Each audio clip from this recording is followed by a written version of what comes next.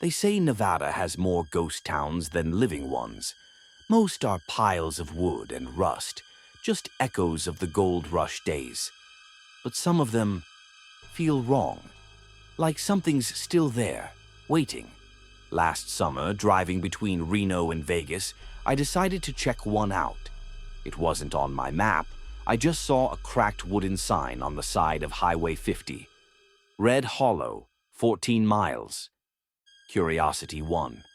I turned off the road. The dirt track was rough, half buried in sand. The sun hit hard, the air felt thick, too quiet even for the desert. After about 20 minutes, I saw a water tower leaning over a cluster of buildings. Faded letters spelled Red Hollow. The town looked frozen in time. Saloon, general store, a church, all bleached by the sun. No movement, no birds, no sound but the dry wind. I stepped out of my Jeep and felt eyes on me, that strange, prickling sense of being watched. I brushed it off and walked toward the general store. Inside, everything was coated in dust. Shelves still stocked, a register open, coins inside, like everyone had just walked out one day. I raised my camera. Dead battery. It had been 80% full minutes ago. Great. When I turned to leave, I saw footprints in the dust. Fresh ones, leading to the old sheriff's office. Inside, the air was colder.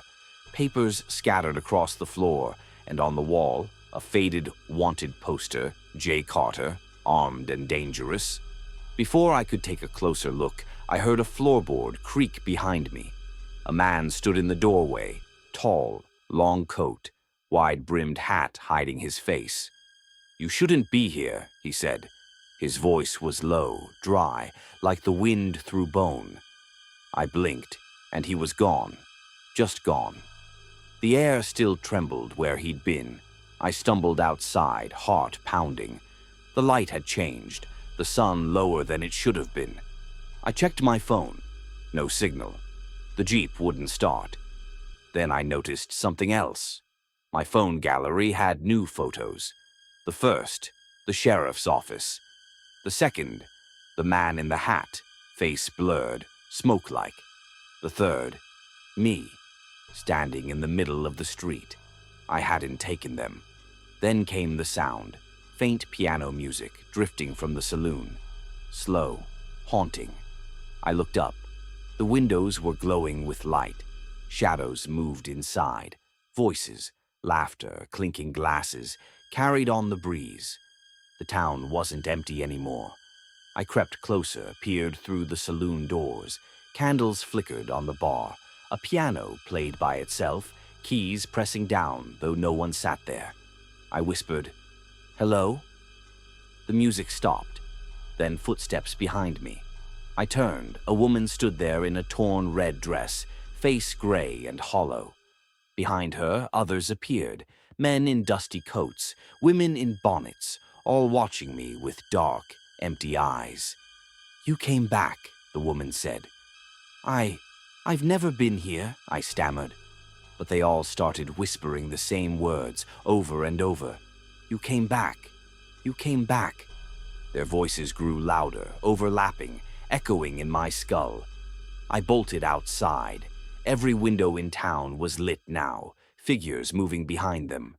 The church bell tolled once, deep, heavy, vibrating through the ground. I ran for the Jeep. But it wasn't my Jeep anymore. Rusted, tires flat, covered in dust like it had been sitting there for years. The man in the hat stood beneath the water tower. "Red Hollow don't let folks leave," he said. His shadow stretched across the sand. "Not twice."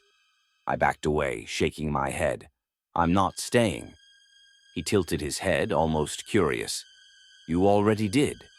I ran. I don't remember much after that. Just sand, the horizon blurring, the sound of the piano fading behind me. A truck driver found me on the highway at dawn. Said I looked like I'd been walking for days, clothes torn, lips cracked. My watch said only an hour had passed. When I mentioned Red Hollow, he frowned. "There's no Red Hollow out here," he said. Not anymore. I tried to find it again later. Maps, forums, archives, nothing. No record of the town ever existing. But sometimes my phone buzzes late at night. A new photo appears in my gallery. Always the same.